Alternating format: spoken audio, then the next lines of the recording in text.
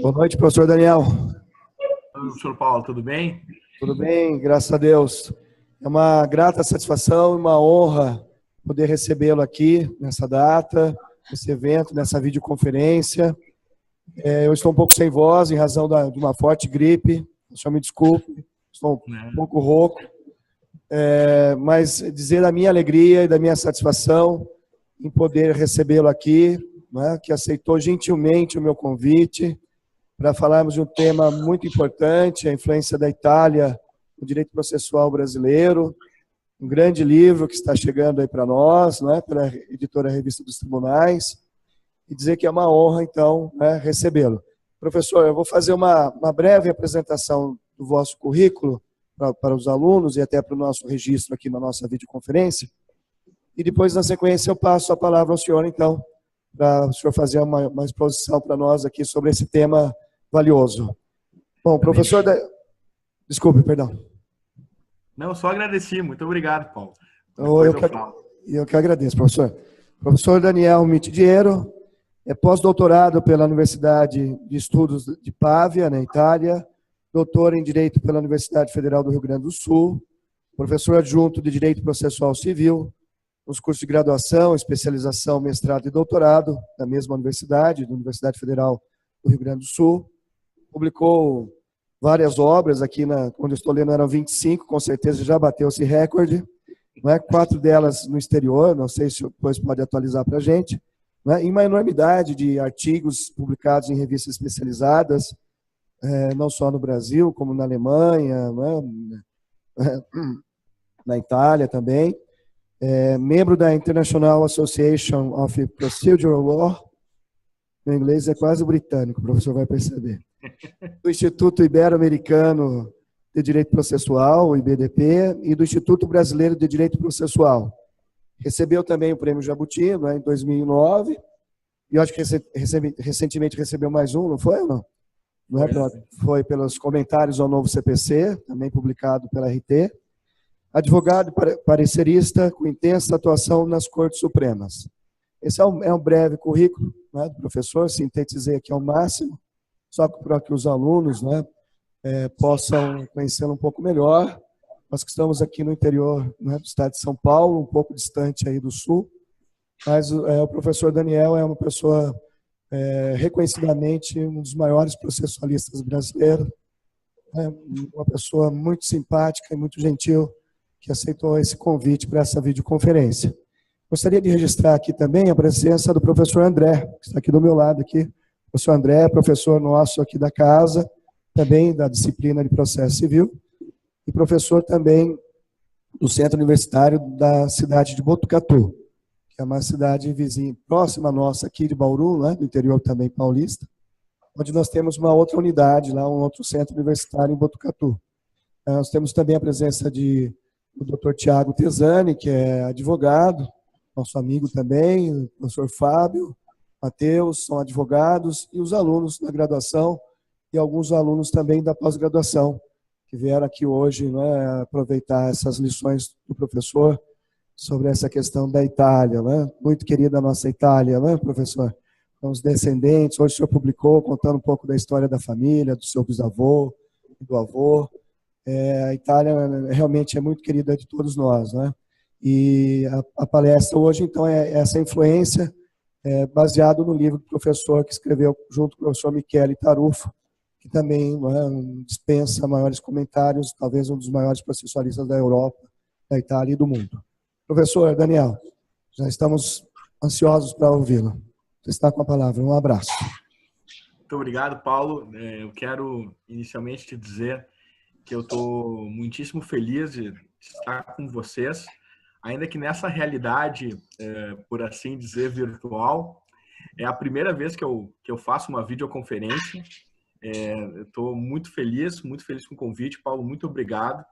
Foste gentilíssimo em conversar comigo para a gente poder ter esse diálogo, né? Ainda Porto Alegre, Bauru, pela internet. Se fosse um tempo atrás, a gente ia vir em Bratel. Então, eu quero saudar todos os alunos, todas as alunas que estão aí, advogados, advogadas, meu querido André, uma alegria te ver aí também. Minha ideia é que a gente possa conversar um pouco, então, sobre esse livro que eu acabei publicando agora, o professor Michele Tarufo. Eu mais ou menos eu vou falar um pouquinho sobre como é que surgiu a ideia de fazer esse livro, o que ele significa, né, em termos de produção, dentro da perspectiva do Tarufo, dentro da minha perspectiva também de alguém preocupado com a história, com a história do processo civil de um modo particular. Depois disso, eu pretendo falar um pouquinho sobre o objeto da comparação. Vejam que não é simplesmente o processo civil comparado. O nome do livro é A Justiça Civil, da Itália ao Brasil, de 700 a hoje. Por que eu estou utilizando a expressão A Justiça Civil e não a expressão tradicional que nós utilizamos, que é o processo civil? Eu pretendo também pontuar essa questão que me parece importante. E aí é claro que nós não temos como abordar todas as relações que se estabelecem entre o Brasil e a Itália. Eu apenas pretendo mostrar de que modo a doutrina italiana e as principais ideias do direito italiano vieram para o Brasil em 39, em 73 e de algum modo permanecem entre nós em 2015, né, com seus principais personagens, com seus principais institutos. E vou utilizar basicamente 2 exemplos para que a gente possa refletir um pouco sobre a evolução da doutrina brasileira e das instituições e dos institutos do direito brasileiro à luz dos seus congêneres italianos. Eu pretendo falar, então, um pouquinho sobre 2 problemas centrais. O problema da lentidão do processo, e de que modo se procurou na Itália resolver o problema da lentidão do processo, também aqui no Brasil, e sobre o papel das cortes de vértice, tanto na Itália como no Brasil. A gente recentemente assistiu um dos julgamentos mais importantes do ano, que foi o julgamento do HC do ex-presidente Lula, em que nós vimos claramente uma sinalização do Supremo Tribunal Federal por um modo diferente de ver o papel das cortes de vértice. Eu quero analisar isso à luz da história das cortes brasileiras, à luz das cortes italianas e francesas. Eu pretendo fazer tudo isso em mais ou menos 30, 45 minutos, que foi o que eu combinei com o professor Paulo, e depois a gente pode fazer um diálogo mais intenso, abordando temas que despertaram maior interesse de todos vocês, ou, enfim, se houver alguma outra coisa que eu possa falar, também eu fico à disposição. Então, a primeira questão que me parece importante é que quando a gente fala sobre história, livro aí, sobre a história do processo civil brasileiro, do processo civil italiano, nós estamos falando sobre comparação. De um modo geral, quando a gente fala em direito comparado, a gente imagina que a gente está apenas comparando experiências jurídicas atuais. Por exemplo, eu comparo o direito brasileiro com o direito italiano atual. Comparo o direito do common law com o direito da civil law. E assim eu faço uma comparação macro, em geral, ou micro, a partir de institutos e conceitos. Na verdade, essa é apenas uma espécie de comparação. Essa comparação que nós normalmente chamamos de direito comparado é uma comparação que nós podemos dizer que ela é horizontal. Ela é horizontal porque ela leva em consideração institutos, conceitos e instituições que estão vigentes ao mesmo tempo em diferentes países. Então, é uma comparação horizontal. Agora, existe uma outra espécie de comparação, e é propriamente dessa espécie de comparação que eu mais gostaria de conversar com todos os colegas, com todas as colegas agora, que é a chamada comparação vertical. Comparação vertical, que é quando eu olho para o meu passado, quando eu procuro discutir e comparar o direito atual à base daquele direito que já foi. Então, essa é uma comparação vertical que também é conhecida como história do direito. No nosso caso, história do processo civil. Então, nós estamos trabalhando no âmbito da comparação jurídica. Esse é o primeiro primeiro tema, a primeira observação que eu gostaria de fazer para todos.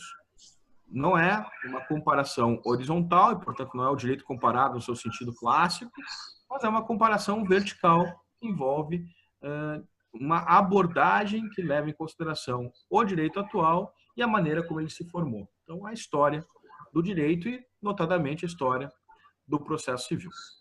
Então, esse é o primeiro ponto. O segundo ponto é que eu resolvi escrever esse livro com o professor Michele Tarufo. Eu, obviamente, não imaginava que eu iria escrever este livro com o professor Michele Tarufo. E aqui são as oportunidades da vida, né? Até vou mostrar o livro para vocês agora. Ele está lindo. Capinha fosca, preta. Ele tem alto relevo. Eu estou bem feliz com esse livro. Chegou ontem.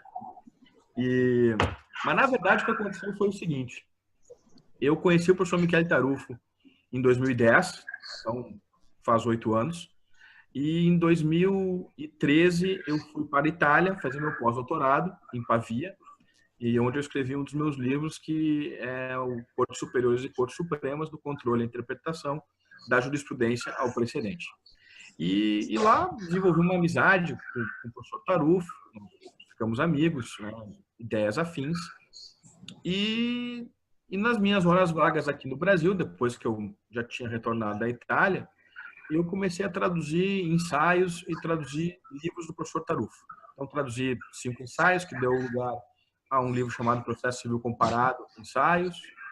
Depois nós traduzimos, eu mais 2 colegas meus aqui de Porto Alegre, a tese de doutorado do professor Michele Tarufo, que é de 75, A Motivação da Sentença Civil, também está publicada em português. E ano passado, eu e o professor Marinoni tínhamos terminado de escrever o livro A Ação Rescisória, que é um livro dogmático, um livro por foro, um livro para resolver problemas. Claro que permeado por uma teoria, mas fundamentalmente é um livro para resolver problemas. Eu estava um pouquinho cansado para engatar um outro livro. Mas eu também achava que não era o caso de parar de escrever, né? Eu não consigo muito parar de escrever. Aí eu digo, o que eu vou fazer? Eu vou traduzir esse livro do Tarufo. Aí eu liguei para ele, tipo, professor, estou pensando em traduzir o seu livro para o português aqui para o Brasil, o que o senhor acha da ideia e tal? Ele disse, olha, Daniel, eu acho que é uma boa ideia. Só que é um livro que foi escrito na década de 80, um livro que foi publicado em 1980, e é um livro focado na Itália. Eu acho que não vai ter muito interesse para o Brasil.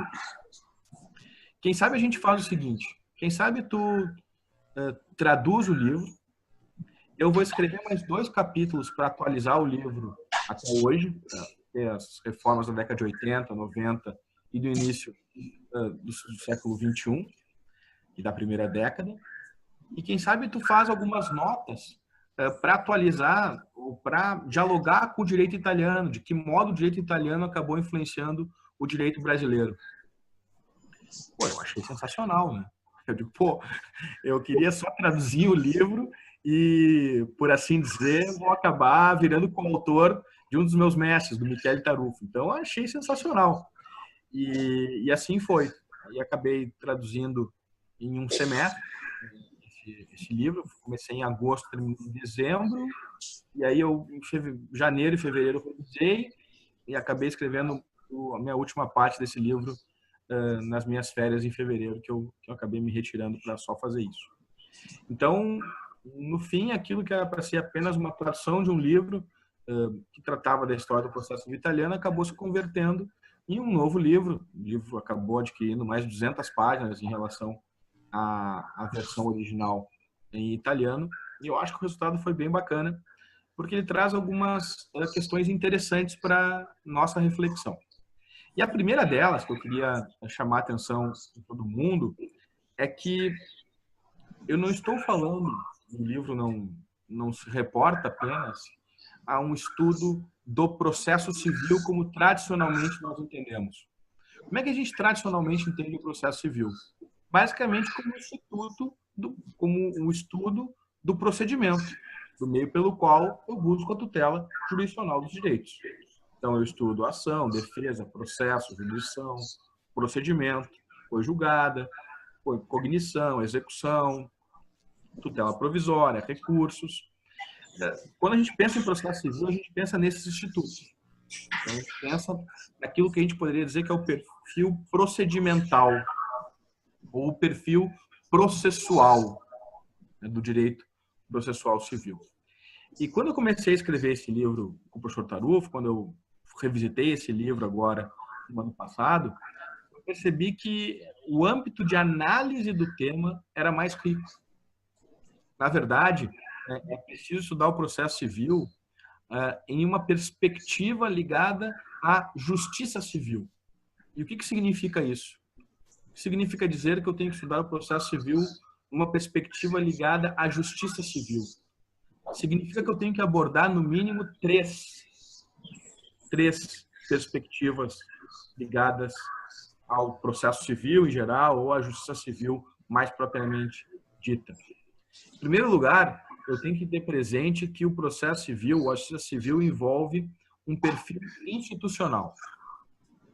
Então, quem está preocupado com o processo civil tem que necessariamente estar preocupado com as instituições judiciárias, o poder judiciário. Notem que no Brasil a gente quase não estuda em processo civil as instituições judiciárias. A gente estuda o recurso especial, estuda o recurso ordinário, estuda a apelação dos tribunais de justiça, os tribunais regionais federais, ou tribunais regionais do trabalho, que é o recurso ordinário, mas ao fim e ao cabo é a apelação. Mas a gente não estuda os tribunais de justiça, os tribunais regionais federais, os tribunais regionais do trabalho, e a gente também não estuda o Supremo Tribunal Federal, o Superior Tribunal de Justiça, em processo civil. Normalmente a gente estuda esses tribunais lá em direito constitucional. Mas, na verdade, o ideal é que a gente consiga trabalhar esses tribunais à luz daquelas pessoas que operam o processo civil. Aquelas pessoas que estão imbuídas em prestar tutela jurisdicional, a defender seus clientes, a defender determinados interesses, a decidir com justiça casos, em promover a unidade da ordem jurídica. Em outras palavras, o processo civil não pode ser estudado apenas do ponto de vista procedimental, dos institutos processuais, embora essa seja uma perspectiva de análise do tema. Ele, em primeiro lugar, deve ser analisado sob esse perfil institucional, então, das cortes encarregadas de dar unidade ao direito e de decidir os casos com justiça. Esse é um perfil que necessariamente deve estar abrangido em uma história da justiça civil, em uma história do processo civil, nessa perspectiva mais ampla. Em segundo lugar, o processo civil ou a justiça civil necessariamente deve se preocupar com as relações entre as partes e o juiz. Eu diria aqui que esse é um perfil profissional.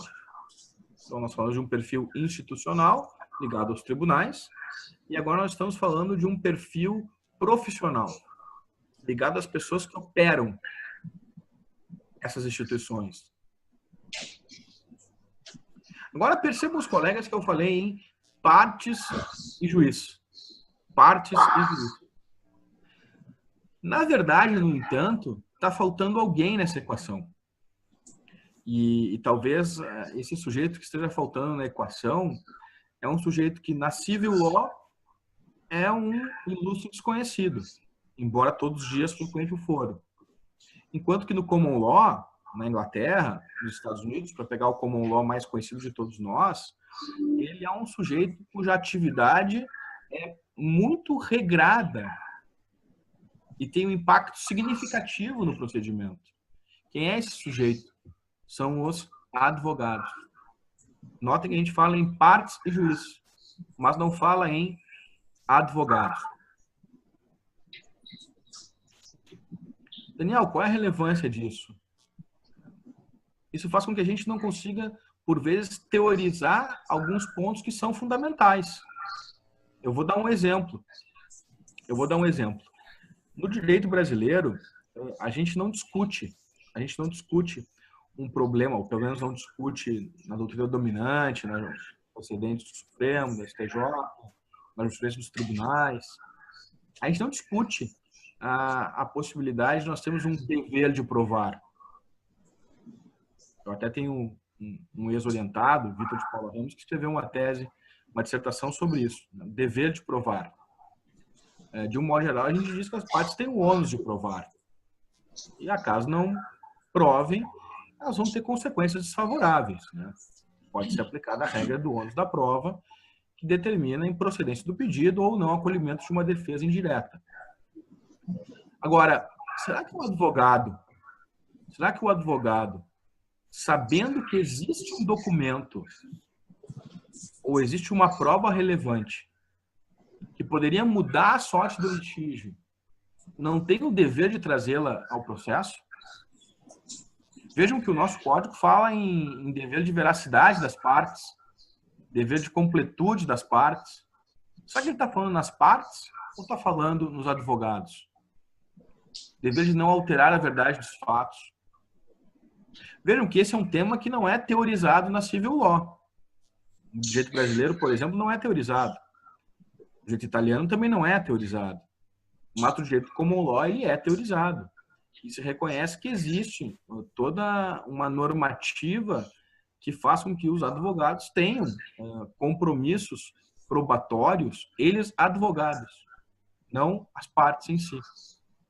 Essa é uma perspectiva de análise que nós ainda teremos que enfrentar no direito brasileiro. Vejam, então, o procedimento ele acaba respondendo a uma perspectiva deontológica da profissão do advogado, que no Brasil, no entanto, não é enfrentada. E aí sim, o terceiro perfil que interessa para compor esse quadro do processo civil é o perfil procedimental ou dos institutos processuais, que é o perfil que nós normalmente estudamos. Então, eu diria que nós temos aqui 3 filões de análise da justiça civil.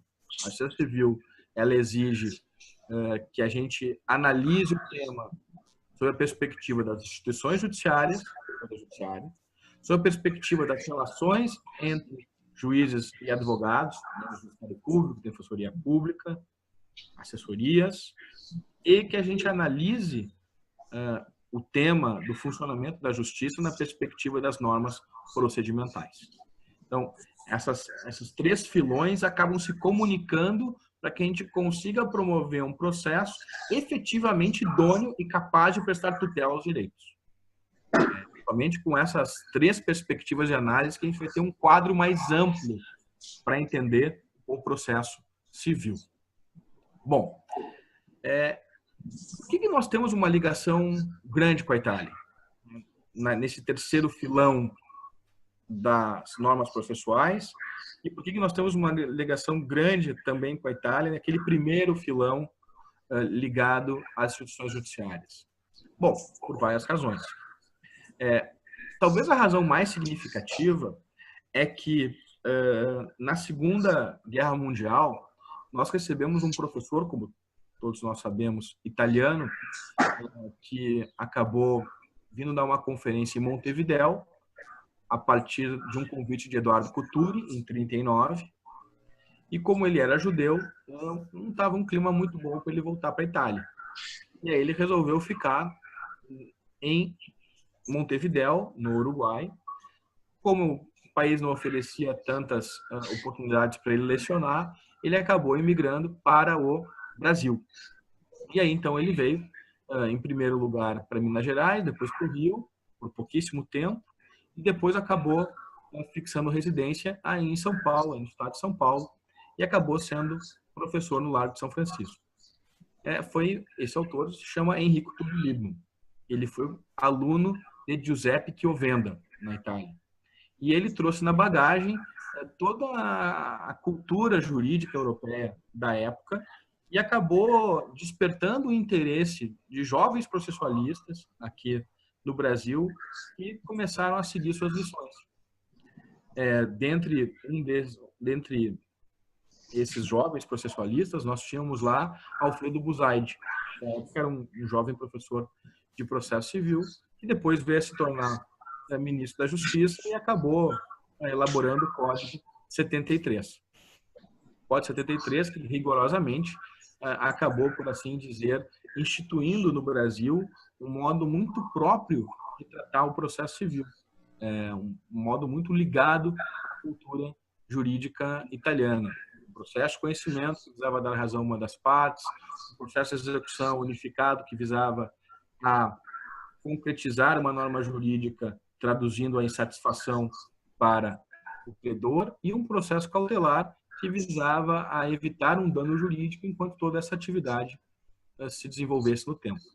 Esse esquema básico, por assim dizer, para prestar tutela aos direitos, processo de conhecimento, processo de execução, processo cautelar, se valia o Código 73, Código Buzaide, ele é caudatário, é tributário da doutrina italiana e desses autores que são os mais representativos dessa época. Chiovenda, Liebman e, conjuntamente com eles, Piero Calamandrei e Francesco Carnelucci. A doutrina brasileira posterior acabou, por assim dizer, desenvolvendo esses conceitos e trabalhando esses conceitos, e acabou se criando um caldo cultural entre nós, em que os estudos dogmáticos de processo civil sempre se ligavam à Itália. Como é que a gente pode particularizar essas influências? Como é que a gente pode efetivamente aferir o desenvolvimento e o enfrentamento de alguns problemas na perspectiva italiana e na perspectiva brasileira? Eu tinha que eleger 2 temas para ilustrar essa análise e resolvi eleger 2 temas básicos. O primeiro tema, da lentidão do processo. De que modo a Itália procurou resolver o problema da lentidão do processo? De que modo isso influenciou o direito brasileiro? E o segundo tema é o tema da atuação das cortes de vértice. De que modo a Itália, até hoje, atua a Corte de Cassação, de que modo o direito brasileiro também procurou trabalhar com as suas cortes de vértice. Bom, primeiro tema, lentidão do processo. Esse sempre foi um tema histórico, não só de Portugal, que depois veio para o Brasil. Tema histórico brasileiro é a lentidão do processo, como também um tema histórico da Itália. A gente tem uma ideia, pessoal, até hoje, a Itália é o país que mais teve condenações da Corte Europeia para a Tutela dos Direitos Humanos por violação do direito humano a um processo com duração razoável. Então, a Itália é um país em que os processos duram muito.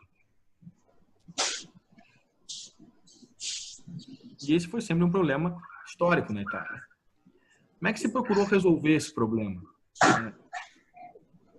Desde o século XIX, então, portanto, desde os 800 até mais ou menos a década de 70 do século XX, se procurou resolver o problema da lentidão do processo na Itália, basicamente a partir do Instituto do Procedimento Sumário.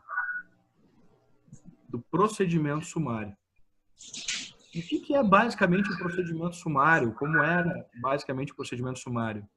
O procedimento sumário era um procedimento mais concentrado, com menos atos processuais.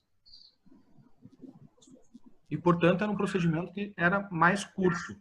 Se o procedimento ordinário ele era mais longo, o procedimento sumário era um procedimento mais curto. Era um plenário rápido.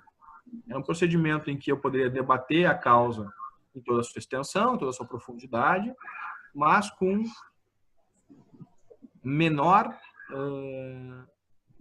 dilação de prazo, com atos processuais mais concentrados. E sempre se procurou, então, resolver o problema da duração do processo na Itália, nesse primeiro momento, a partir da ideia de encurtamento do procedimento. E várias reformas processuais acabaram incidindo nessa linha. No Brasil, nós também procuramos, a partir de 73, resolver o problema, num primeiro momento, o procedimento sumário. E chegou até a ter uma previsão no Código 73 que o procedimento do sumário não poderia extrapolar de 90 dias a sua duração. Se não me engano, era 90 dias. Talvez eu esteja equivocado no número de dias. Mas certamente chegou a prever um número de dias para que o procedimento sumário fosse ultimado, para que ele terminasse. Claramente, aí se procurava resolver o problema da lentidão do processo a partir do encurtamento do procedimento.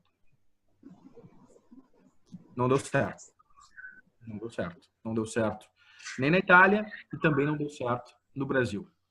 O que se procurou fazer na Itália para resolver o problema do ônus do tempo do processo, para se resolver o problema da duração do processo e da necessidade dos litigantes verem seus direitos atendidos?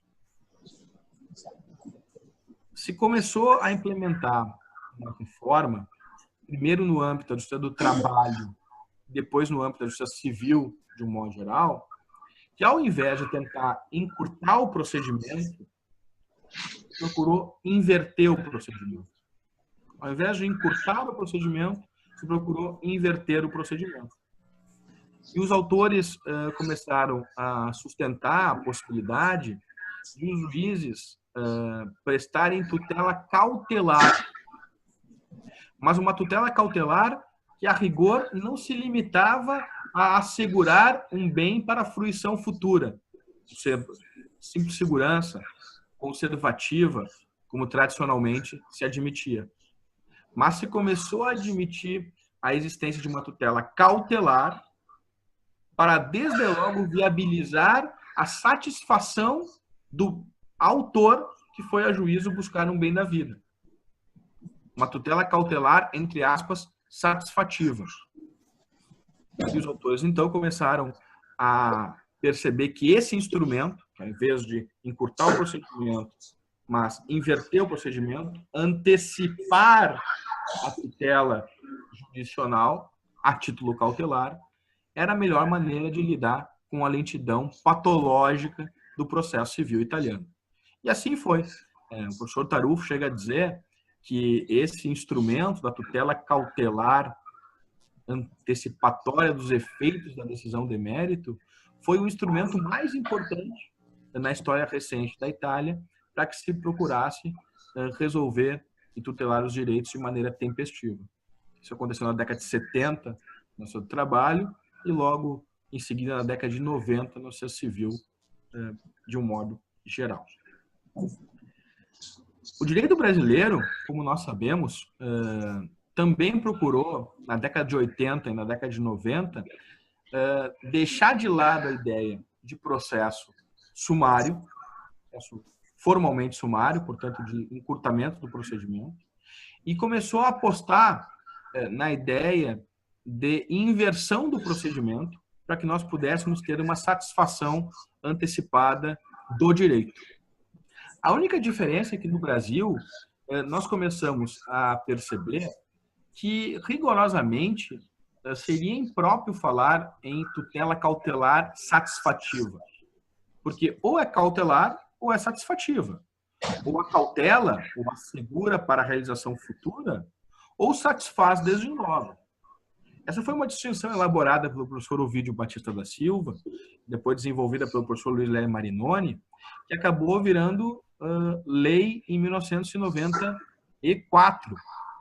Em 1994, nós tivemos a inserção no Código de 73 do Instituto da Antecipação de Tutela. E, a partir daí, nós começamos a distinguir, de um lado, a tutela cautelar, que era meramente assecuratória, da tutela antecipada, ou tutela satisfativa, que visava, desde logo, a realizar o direito de maneira antecipada e, com isso, neutralizar a lentidão patológica do processo.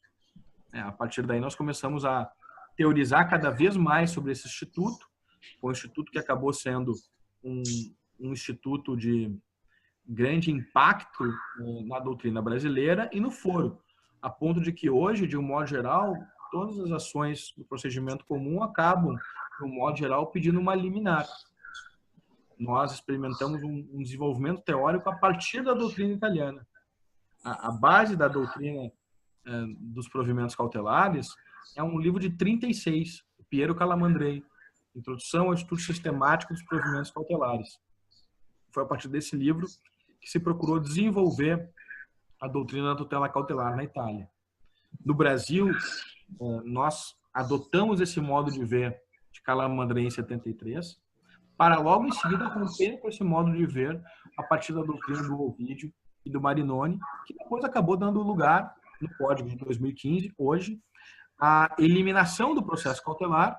Os colegas sabem que nós não temos no Código de 2015 o processo cautelar, E nós temos, na parte geral, a chamada tutela provisória, que pode ser satisfativa ou cautelar, pode ser de urgência ou de evidência, e que visa a resolver o mesmo problema. O problema da lentidão do processo, ou como eu prefiro teorizar, como eu prefiro enxergar, o problema da distribuição isonômica do ônus do tempo no processo. O problema central da organização do processo. Então, vejam, de que modo nós chegamos a esse resultado, que é um resultado absolutamente importante para o direito brasileiro, teorizando a partir das ideias do professor Calamandrei, mas não se limitando a repetir as ideias do Calamandrei, mas criticamente reelaborando essas ideias para que nós pudéssemos ter uma doutrina, por assim dizer, mais, se me fosse dado dizer, mais avançada, mais madura nesse particular. Essas ideias são, mesmo na Itália, reconhecidas. O professor Ovidio chegou a escrever um ensaio sobre tutela cautelar, que foi publicado na revista di Diritto Processuale, uma revista importantíssima. O Marinoni escreveu 3, 4 ensaios publicados na revista di Diritto Processuale e na Trimestrale di Diritto e Procedura Civile sobre esses temas. E eu mesmo acabei publicando um livro na Itália sobre antecipação de tutela, justamente mostrando esse diálogo crítico entre o Brasil e a Itália, e de que modo nós desenvolvemos esse instituto para resolver um problema comum, que é o problema da lentidão do processo. Casualmente, esse livro acabou saindo em 2016 na Itália, de 36 a 2016. Fiquei bastante feliz também com a publicação desse livro. Então, vejam, é sempre uma via de mão dupla. A gente não... No direito, a gente não cria nada. A gente acaba transformando as coisas. A gente acaba pegando rastro pelos corredores da história e acaba aproveitando a cultura que nos é legada. Acho que isso é um ponto importante de percepção das coisas. Um outro exemplo que eu queria dar de desenvolvimento histórico da justiça civil da Itália ao Brasil é o das nossas cortes de vértice.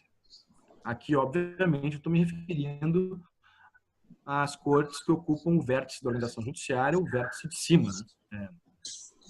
Parece meio tautológico dizer isso, mas, obviamente, eu estou me referindo ao vértice de cima, ao Supremo Tribunal Federal e depois, a Constituição de 88, ao Superior Tribunal de Justiça. Bom, quando é que surge essa ideia das cortes de vértice? Essas ideias da corte de vértice surgem na França, depois da Revolução Francesa, no final do século XVIII, e logo em seguida vão apanhar o direito italiano e o direito português. O direito italiano, ao longo do século XIX, se organiza em várias cortes de cassação, que depois são unificadas no século XX. O direito português sofre a influência da Corte de Cassação francesa, e já no início do século XIX, o Supremo Tribunal de Justiça português se organiza à luz da Corte de Cassação, e o Supremo Tribunal de Justiça português acaba depois influenciando o Supremo Tribunal de Justiça do Brasil, que foi o antecessor do Supremo Tribunal Federal Brasileiro, cuja mudança de nome se dá no final do século XIX, com o advento da República no nosso país. O que é interessante notar aqui? Esses tribunais, eles foram pensados, em primeiro momento, como uma forma de tutela do legislador contra os juízes.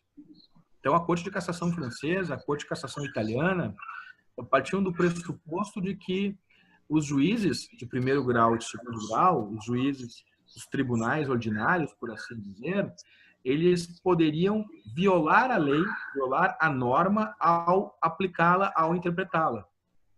Tem uma frase clássica do Voltaire antes da Revolução, que dizia que interpretar a lei é quase sempre corrompê-la.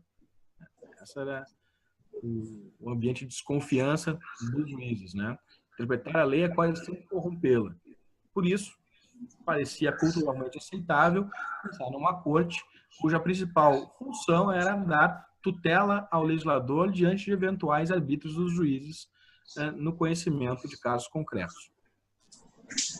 A principal função dessa corte para controlar erros e acertos, vamos colocar entre aspas esses erros e acertos, dos tribunais ordinários no conhecimento de casos concretos. Essas cortes eram cortes, portanto, de controle, que estavam preocupadas com o passado, portanto, eram retrospectivas e reativas. Atuavam apenas quando estimuladas pelo litigante. E o produto dessas cortes é o que nós chamávamos de jurisprudência, uma declaração de qual era o significado verdadeiro do texto normativo que estava agregado à norma. Esse era o significado, assim, o arquétipo dessas cortes. Está por debaixo, a compreensão a respeito do direito que está por debaixo desse modo de ver essas cortes, era de que o texto era igual à norma. O dispositivo textual era igual à norma. E, portanto, eu interpretava normas, não textos. E o resultado da interpretação das normas era a declaração de normas. A atividade do tribunal ou dos juízes jamais poderia ser tida senão como meramente declaratória ou como declaratória de uma norma pré-existente. Como é que o direito brasileiro acabou transformando essa noção ou essa maneira de ver as cortes? Vejam que no HC do Lula, e aqui não vai nenhuma observação partidária, é uma análise técnica do problema do papel do Supremo Tribunal Federal, se disse com todas as letras que o Supremo Tribunal Federal não estava ali para julgar o caso, mas para outorgar significado ao direito constitucional, da presunção da inocência, da possibilidade de mandar prender antes do trânsito em julgado, a eficácia imediata da sentença condenatória, a partir de um caso. Ou seja, se disse que a função do Supremo Tribunal Federal, e digo eu, a função do Superior Tribunal de Justiça, e digo eu, a função do Tribunal Superior do Trabalho, não é julgar casos, não é controlar erros e acertos, entre aspas, cometidos pelos juízes ordinários no julgamento de casos concretos. Não é reagir mediante o estímulo de todo e qualquer litigante que interpõe um recurso para essas cortes. Não é controlar o passado. A função dessas cortes, na verdade, é interpretar, é outorgar significado ao direito, de modo a poder guiar a sociedade civil, a administração e todo e qualquer cidadão e cidadã interessado em saber qual é o significado do direito.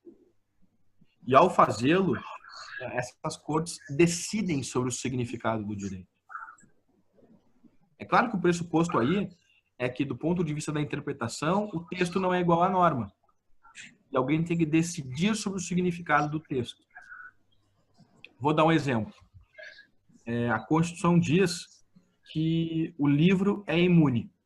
E os insumos para a gente fazer um livro também são imunes do ponto de vista tributário.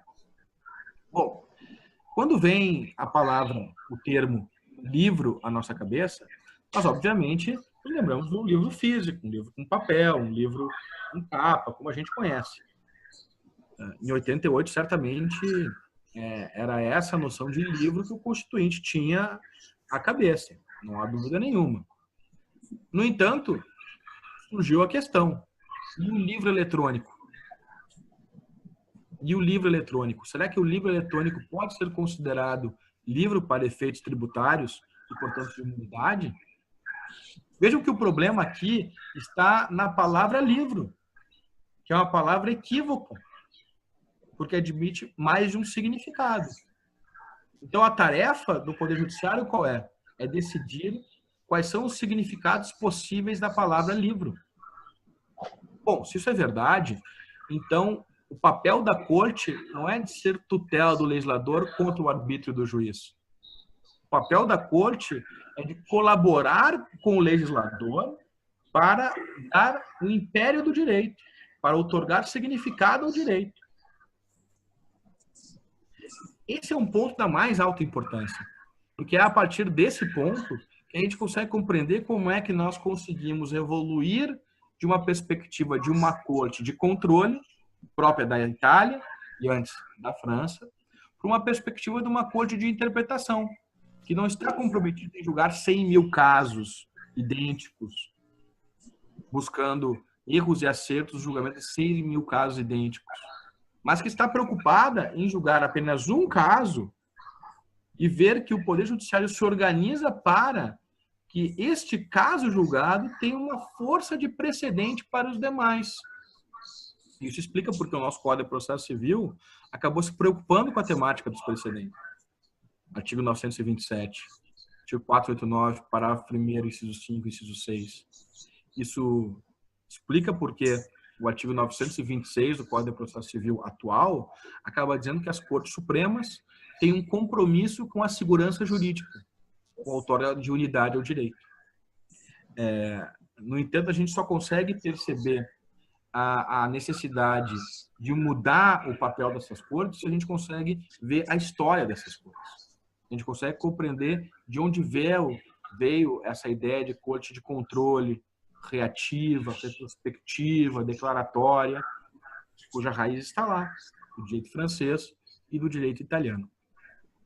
Essas são questões que eu procuro analisar nesse livro, A Justiça Civil da Itália ao Brasil, de 700 anos hoje, juntamente com outras questões que me parecem são importantes, que eu não vou abordar agora por uma questão de tempo. Estou vendo aqui no meu monitor que são 7h51, portanto eu já falei 40 minutos, e eu prometi falar 45 minutos no máximo, mas me parece que se eu tivesse que destacar outros temas sem trabalhá-los, eu diria é importante também ver os movimentos da doutrina ao longo do século XVIII, XIX, XX, 700 a hoje. A doutrina mudou o seu modo de ver o processo civil.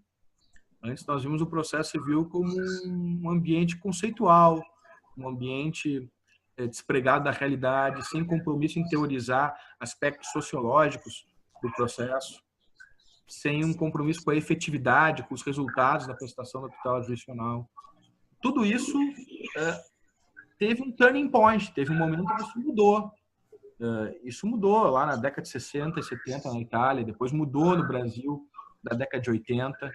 É interessante notar como esses movimentos se deram. Eu também destacaria, se alguém me perguntasse, os temas interessantes de evolução do processo civil brasileiro, do processo civil italiano, o tema da oralidade, o tema dos poderes do juiz. São temas que a gente consegue perceber nitidamente a influência da doutrina italiana no Brasil e de que modo a própria doutrina italiana acabou se impondo na legislação italiana ao longo do século XX. Mas é claro que isso é assunto para um outro dia. Eu quero apenas agradecer a todos vocês, a todas vocês, pela paciência com que me escutaram. Muito obrigado.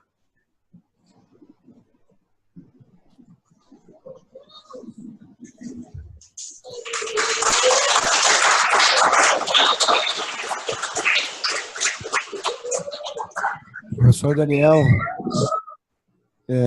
agradecemos muito a exposição, a brilhante palestra que o professor proferiu para nós aqui.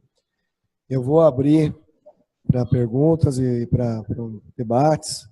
Eu vou passar a palavra ao professor André, que irá fazer as perguntas ao professor, e depois, na sequência, eu vou também abrir para perguntas para os alunos. Tá certo, professor? Tá ótimo, Paulo. Muito obrigado. Que é isso. Eu que agradeço. Boa noite, professor Daniel.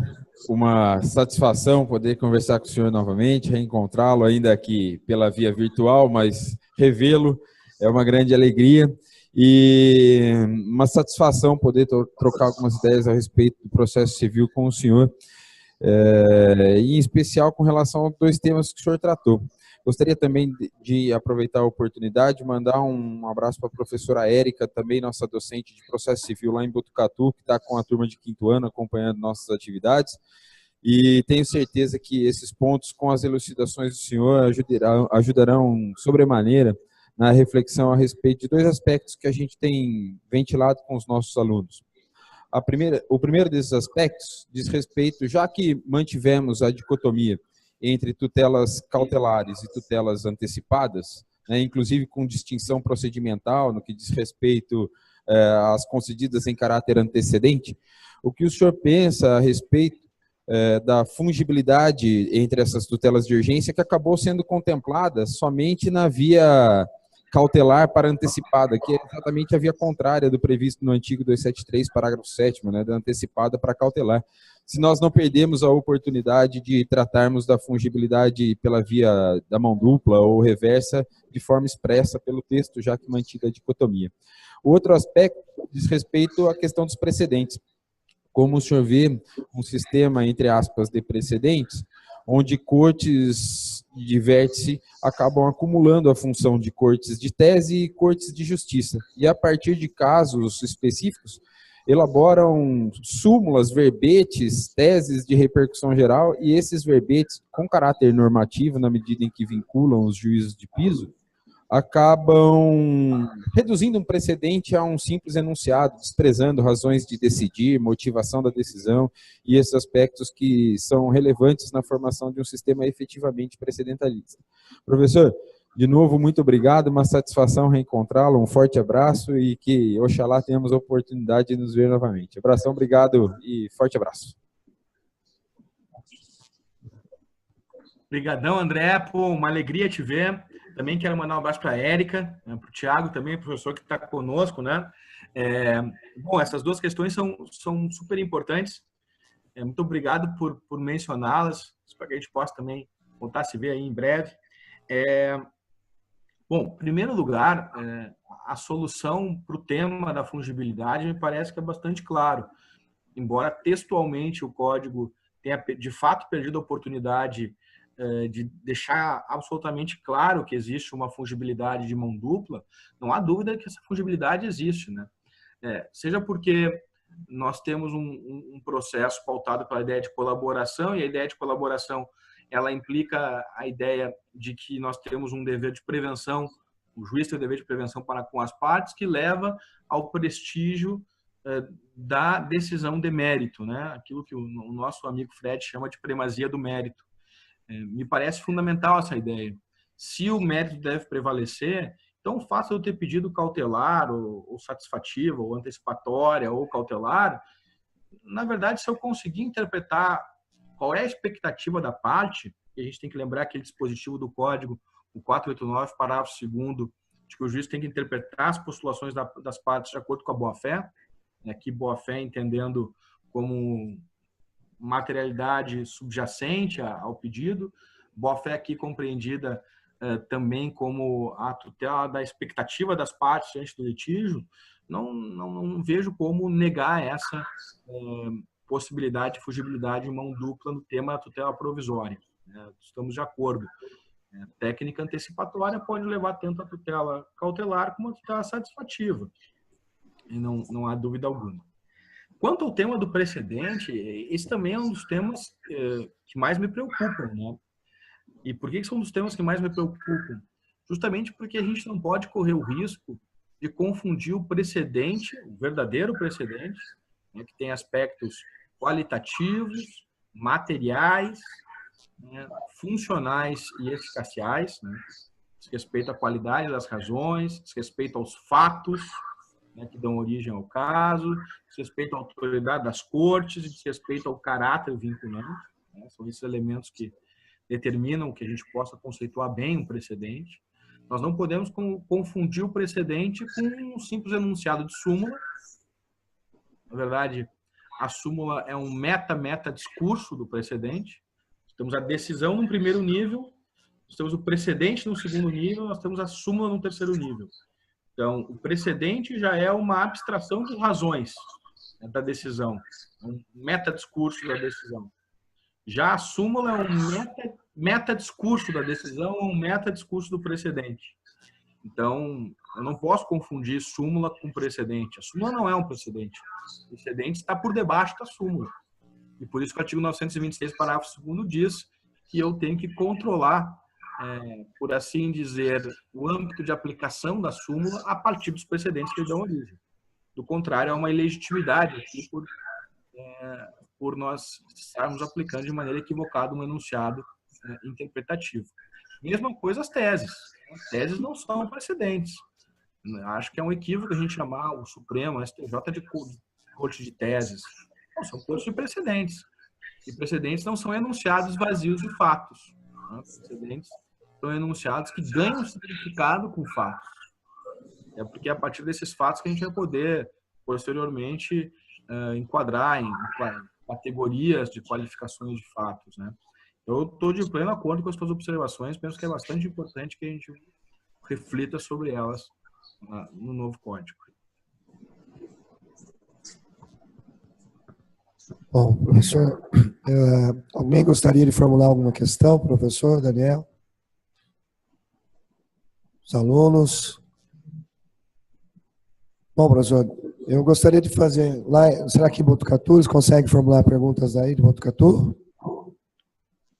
Érica, você nos ouve aí?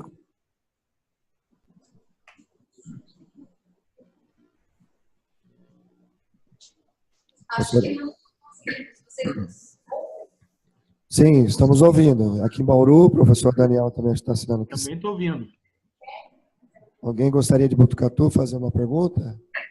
Eu vou aproveitar a oportunidade, boa noite a todos. Hoje foi uma palestra super produtiva, que nós pudemos estudar aqui. E eu gostaria de perguntar para o professor Daniel, então, quanto à questão da brevidade, por exemplo, processual, a questão do tempo, eu visualizo hoje como um processo eletrônico sendo uma grande ferramenta para isso, principalmente para a sua agilidade. Nós trabalhamos no processo físico e no processo virtual, não temos como negar que o processo eletrônico ele trouxe uma celeridade processual muito forte. Gostaria de saber se esse não seria um dos caminhos para encurtar o tempo do processo e, lógico, né, diante da disciplina que eu trabalho com os alunos também, a questão do Juizado Especial Federal, que foi o primeiro a instituir esse processo eletrônico, e eu achei que isso realmente já em âmbito da Justiça Federal trazia essa celeridade e hoje eu desculpo em todas as justiças. Então, gostaria da opinião do doutor. Obrigada. Obrigado, Érica. Obrigado, pessoal. Botucatu, tudo bem? Eu acho que esse também é um tema interessante. Ele entra naquela primeira linha de soluções, né, Érica? Veja, porque a ideia central do procedimento sumário era fazer com que eu tivesse concentração de atos. Mas a ideia de concentração de atos, na verdade, visava eliminar os tempos mortos do processo, que é justamente o que o processo eletrônico atua. Ele atua para justamente que a gente consiga, por assim dizer, poupar ou neutralizar a lentidão patológica oriunda do fato do processo ficar aguardando para ser expedida uma nota para ser intimada a parte, e aí isso demora 3, 4, 5 meses. Então, eu não tenho dúvida, eu concordo contigo, o processo eletrônico ele está nessa linha de uma das soluções para o tempo patológico do processo, na medida em que ele visa encurtar esses espaços mortos. Na verdade, o processo eletrônico até elimina esses espaços mortos de informações das partes. Eu estou de pleno acordo. Acho que o modelo do juizado especial também é o modelo do processo sumaríssimo, por assim dizer, né? É o que tem maior concentração de atos possível.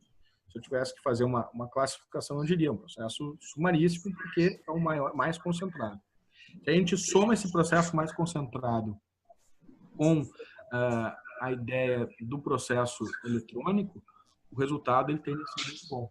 Foi aqui na 4ª região até que começou o processo eletrônico, aqui no nosso TRF, e eu me lembro que o pessoal teve bons resultados no início. Eu acho que é o futuro, já é o presente da justiça civil no Brasil, né? O processo eletrônico é algo que realmente veio para ficar e me parece uma ferramenta, assim.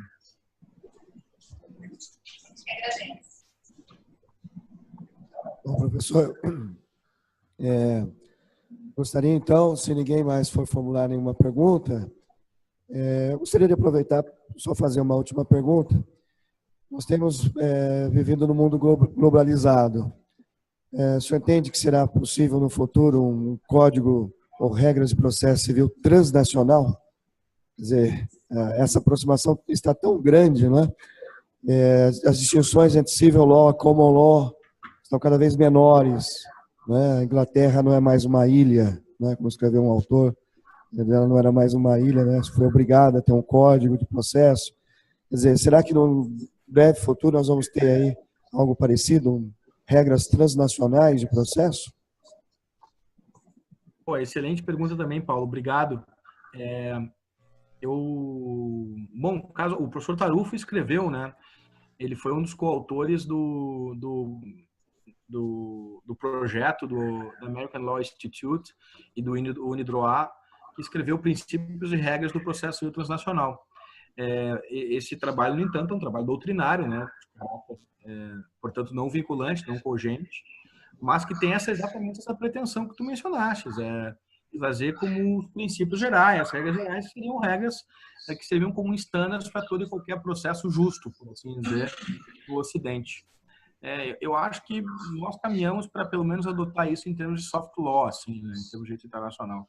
Eu acho que é bastante provável que isso vai acontecer. Se a gente for pegar os litígios transnacionais, né, o plano da arbitragem, isso já acontece, é bem provável que a gente vá caminhar para esse sistema. Cada vez mais as diferenças entre os sistemas vão ficando cada vez menos salientes, né?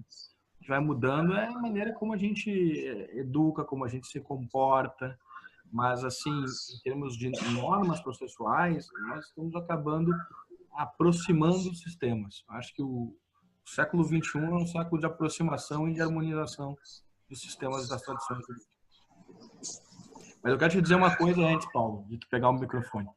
Dizer o pessoal de Bauru e de Botucatu aí, André, Paulo, Érica, Thiago, Fábio, Matheus.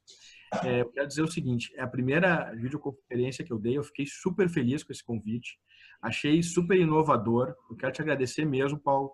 Te confesso que quando tu me convidou a primeira vez, eu pensei assim, puta, esse troço não vai dar certo. Uma videoconferência, assim, vai dar algum problema que não vai dar certo.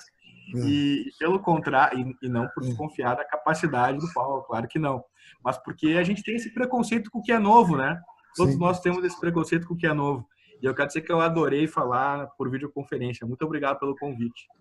Imagina, professor, para nós aqui é uma honra, né, ter essa oportunidade de ouvi-lo. Realmente é uma tecnologia nova. Nós estamos experimentando. O professor Vamber também nos visitou aqui nessa sala de videoconferência. Também para ele também foi algo inovador. O professor Renato Beneduzzi, no Rio de Janeiro, também participou aqui da nossa sala. Nossa sala está bem visitada, professor. Vocês merecem. Inclusive o professor Gide, que está lá nos Estados Unidos, né, nas nossas conversas, né, pediu, né, para que falasse ao amigo que ele vai vir proferir uma palestra aqui, mas só depois de uns bons meses, né? Depois da palestra do senhor. Eu vou deixar registrado aqui, vou mandar o vídeo para ele. Ele vai estar presente aqui. Professor, reitero, então, a nossa imensa satisfação, nossa alegria. Eu, professor André, passamos a esse ano fazer parte do Instituto Brasileiro de Direito Processual, presidência do nosso amigo também, professor Paulo Henrique Lucon. Estamos pensando em desenvolver aqui um congresso em Bauru, aqui no Centro-Oeste Paulista, será uma novidade. Ribeirão Preto fez um recentemente, pelo IBDP, e a intenção nossa é fazer um congresso aqui também em Bauru para os nossos alunos e para toda a região, os advogados, os profissionais. Se nós conseguirmos estruturar, o senhor já está convidado para estar presente aqui, não só virtualmente, mas poder também conhecer a nossa cidade, né, conhecer a IT, pioneira aqui no estado de São Paulo, no interior paulista, a faculdade de grande tradição, e com certeza o senhor vai gostar aqui da nossa cidade bastante acolhedora e importante no interior paulista. Com certeza será uma grande honra. Eu estou aqui. Aceito o convite, Paulo. Maravilha, professor.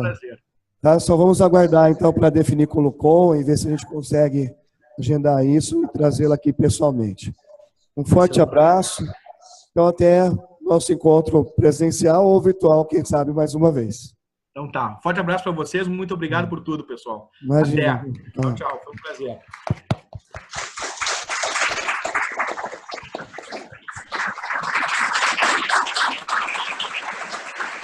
Professor.